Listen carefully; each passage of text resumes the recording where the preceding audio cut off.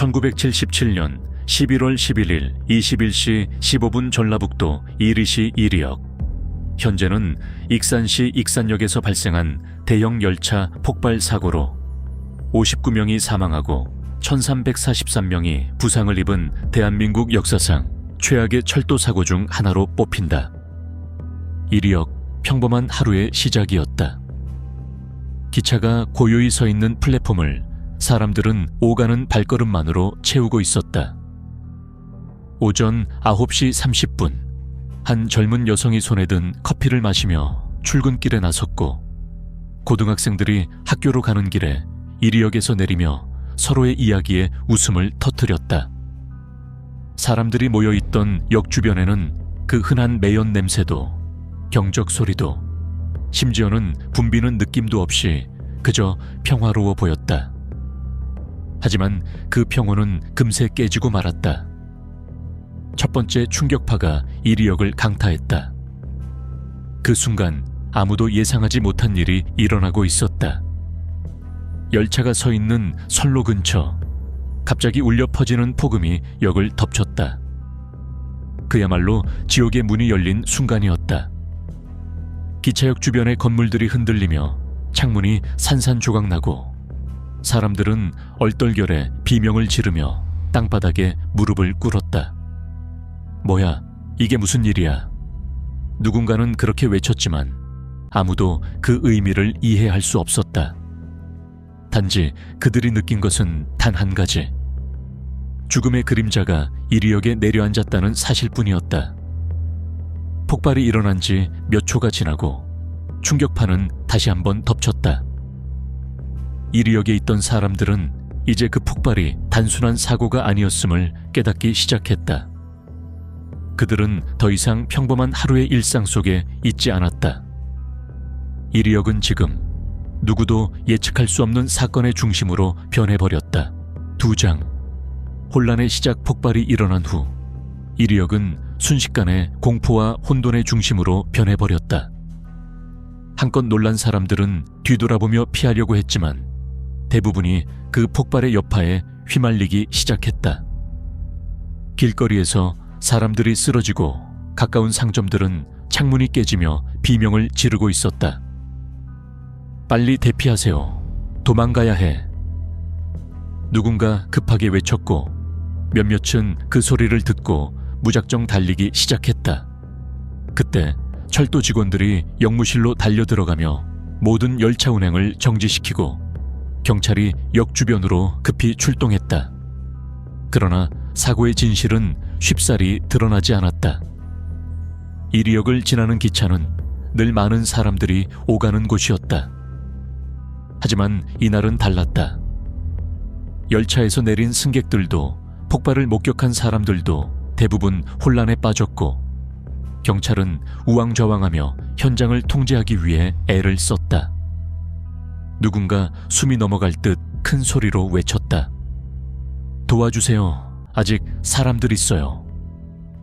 그러나 어떤 이들은 그 순간 자기 자신을 살리기 위해 다른 사람의 목숨을 버려두고 뛰어갔다.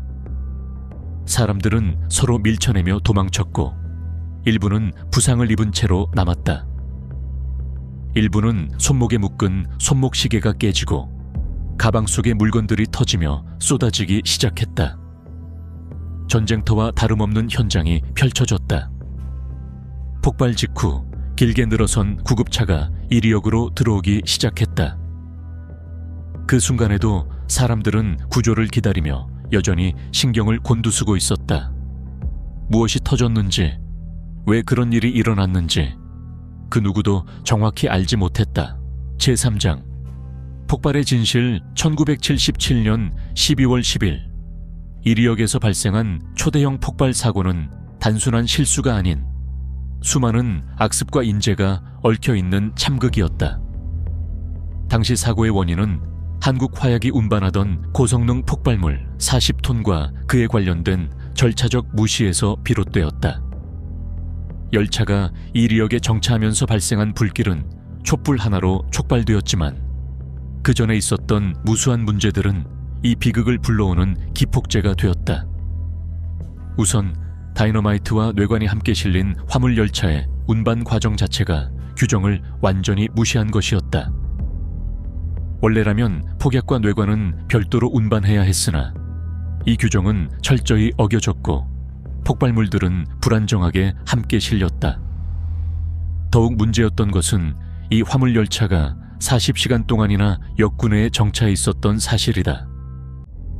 이러한 대기 시간 동안 열차는 철도 직원들의 급행료 요구로 강제로 멈춰 있었고 이 사실은 이미 알려져 있었다. 급행료란 철도 직원들이 화물 열차의 통과를 지연시키며 불법적으로 돈을 요구하는 행위였다. 사고의 결정적 원인은 열차의 호송원 신무일이 화물칸에서 촛불을 켜놓은 것이었다. 그의 행동은 기본적인 안전 규정을 무시한 것일 뿐만 아니라 이미 폭발물들이 가득 실린 열차에 그 무엇보다도 위험한 일이었다. 신무일은 술에 취한 상태로 화차 내에서 촛불을 켜고 잠에 들었다. 그가 잠에서 깬 순간 불길은 이미 다이너마이트 상자에 옮겨 붙어 있었다. 호송원은 이 상황을 통제할 방법이 없었고 불이 급격히 번지면서 폭발을 막을 방법도 없었다. 화차 내에는 소화기나 화재, 진압 도구조차 없었다. 폭발을 막으려던 검수원들도 무력했다. 그들이 물과 모래로 불을 끄려 했지만 이미 불길은 걷잡을 수 없이 커지고 있었다. 결국 화물 열차의 폭발은 그 누구도 예상하지 못한 대형 참사를 일으켰다.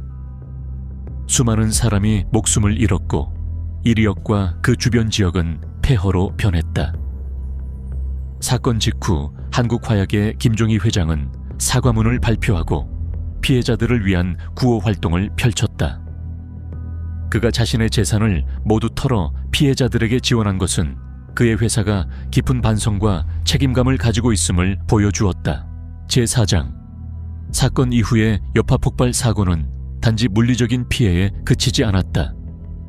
이 사고는 사회와 사람들의 마음에 깊은 상처를 남겼다. 특히 이리역 사고가 남긴 여파는 단기적인 재건 작업을 넘어 지역 주민들의 삶의 질과 사회적인 변화까지 영향을 미쳤다. 이리역 주변은 마치 전쟁터와 같았다. 주민들은 고향과 삶의 터전을 잃고 이리역 근처는 폐허로 변했다. 수많은 건물들이 무너져 내렸고 상점들과 가게들은 모두 파괴되었다.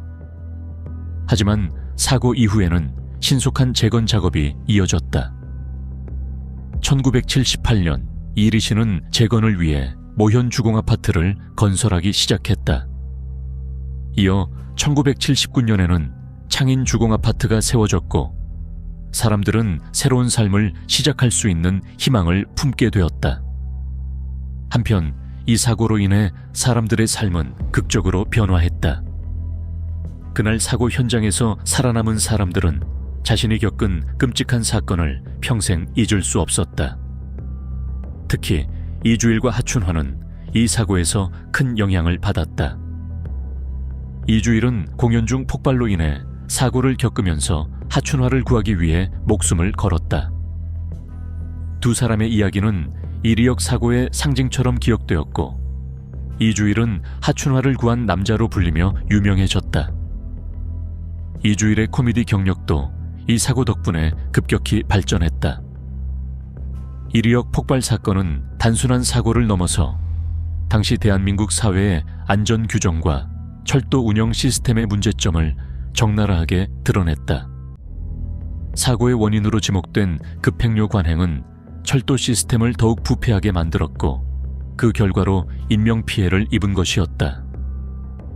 사고 후 교통부는 사고에 대한 철저한 조사와 함께 한국화약의 책임을 묻는 후속 조치를 취했다. 이후 한국화약은 회사의 운영 방식에 대한 철저한 개혁을 실시하며 사고의 재발을 막기 위한 안전 시스템을 강화했다. 그러나 이리역 폭발 사건은 그 자체로 사회적인 대참사였고 사람들에게 큰 교훈을 남겼다.